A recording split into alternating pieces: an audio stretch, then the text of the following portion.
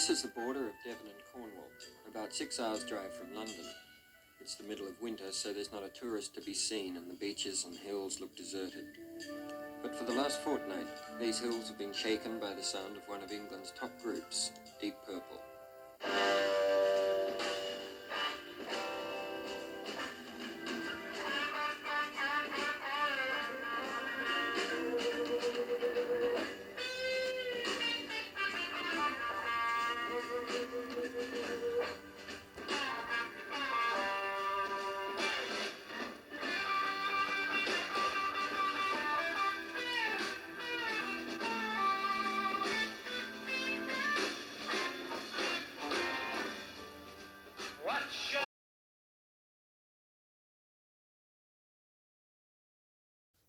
Welcome back to Rockstar. My name is Robbie. Today we're going to a deep dive into Fireball, the Deep Purple album that came between In Rock, the much heralded In Rock, and the great, Machine Head.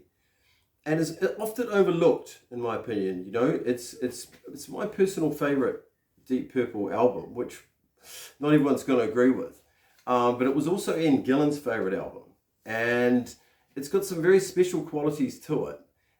Very funky. It's got a real groove to it. There's a lot more experimentation. If anything, it's almost like a concept album.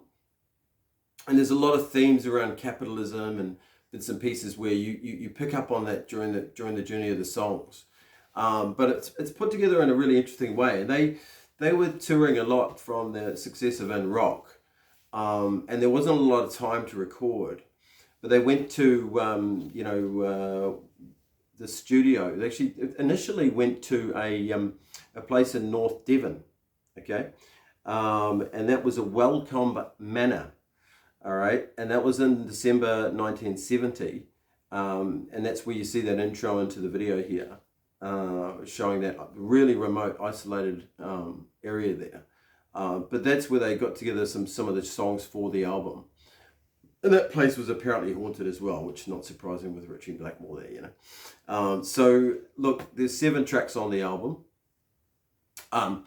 The American version didn't have Demon's Eye, which was really interesting. I think that was because the Warner Brothers in the US were a bit impatient with the release of the album.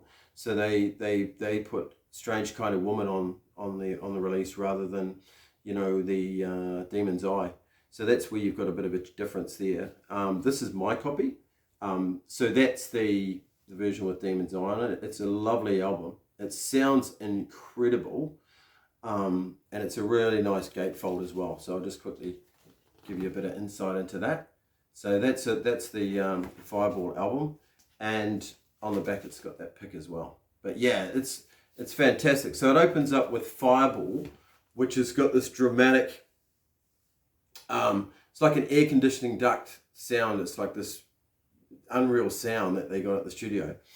And then it kicks in with a ferocious, Richie Blackmore guitar that comes in at the start. It sort of welcomes him into that track. It just builds from there, and then that crashing drums from Ian Pace with that double kick. It's a full-on song. It's almost like the hallmarks of what a lot of heavy metal would become, with that galloping beat. So it's a great track, and Gillan's vocals are very, very impressive. Like, he really rocks on that. No No No is the second song on the album. It's very cool. It's got a great bluesy vibe, real funky kind of Blackmore riff there that comes in.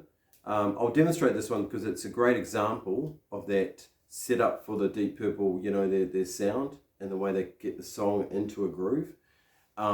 It's a little bit tricky to play, but it's very cool. So it's like played around A here.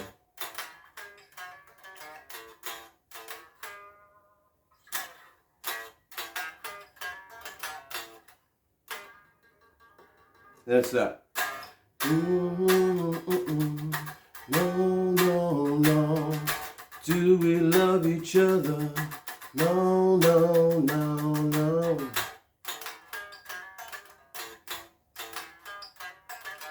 Have we got our freedom?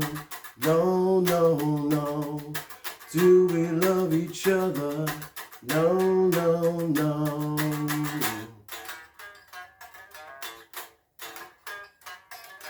Have we got each other? No, no, no, it's just a game. Then this really cool major funky beat, you know,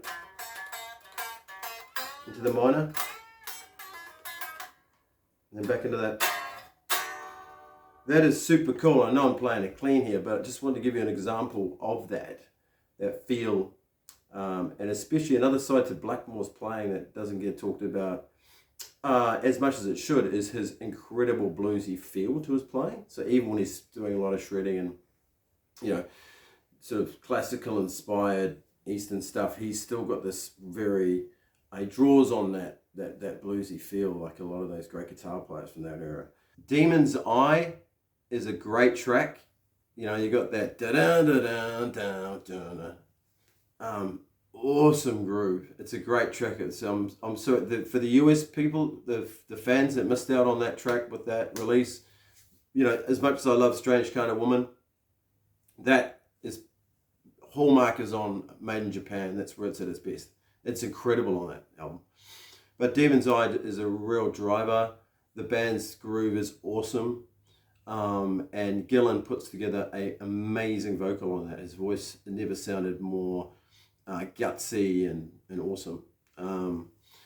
After that, we've got the Anyone's Daughter track, which Ian Gillan did say, hey, you know, like this is admitted later that is a bit of a joke song, but it is. I actually think it fits in well. Like a lot of people don't like it, but it's a fun track. It's got that little bit of country, and the lyrics are quite funny. Farmer's Daughter, you know. So yeah, I don't mind it. It's not obviously a great song or anything, but it kind of has a charming quality that fits into the album somehow. When you flip over to the next side, we've got The Mule, which is just sensational in-pace display. Yeah, it's remarkable. And it's where you see the themes and the songs too coming into play, you know, about sort of good versus evil. And I think the band themselves, well, for Ian Gillan, coming to terms with his fame and success. And it seems to be quite a portrayal of that in this album. But that's an amazing track, and it includes a really cool Blackmore, again, real bluesy kind of solo that kicks in during that song. But again, that song is highlighted in the you know, Made in Japan format too. It really is incredible on that. Up next is Fools. This is my particular favorite song on the album. I think it's amazing. When I was really young, I was blown away by it. It used to really freak me out when it kicked in, like out of nowhere, you know. But it's got this lovely little intro, you know, da da da da da da, and then Gillan comes in with this. It's almost a progressive rock song. This, with that "I am crying" line, which is just awesome. It's kind of very dreamy. It's special. And then when the band kicks in, you've got, you know, that Blackmore guitar, and the vocal really fires up from Gillan. And it's got this amazing part in there with a lot of volume swirls, which just give you this haunting Blackmore guitar through the track, and that piece there with just in pace, just doing this just little cymbal trills in the background, and it gives you this quite haunting kind of very interesting atmosphere, spacey, very progressive. Love that. Just love it. And then kicks right back into that. I believe that we can be a better kind. And it's a amazing Gillan vocal. Just incredible. So there's a lot of that. Again, talking about, in my opinion, that whole thing with like capitalism of you know, the powers that be and the working class and you know, lots of things with the fools, you know, people going about their business, you know, with their head in the sand, not understanding what's taking place. There's a lot to unpack with that track. Up next is No One Came. Absolutely great song in the terms of it finishes the album brilliantly as a closer, because it's got a little bit of self-parody there as well as being a powerful song. And it's the band at their best, you know, kicking on all cylinders. And No One Came from miles around and said, "Hey man, your music is really funky."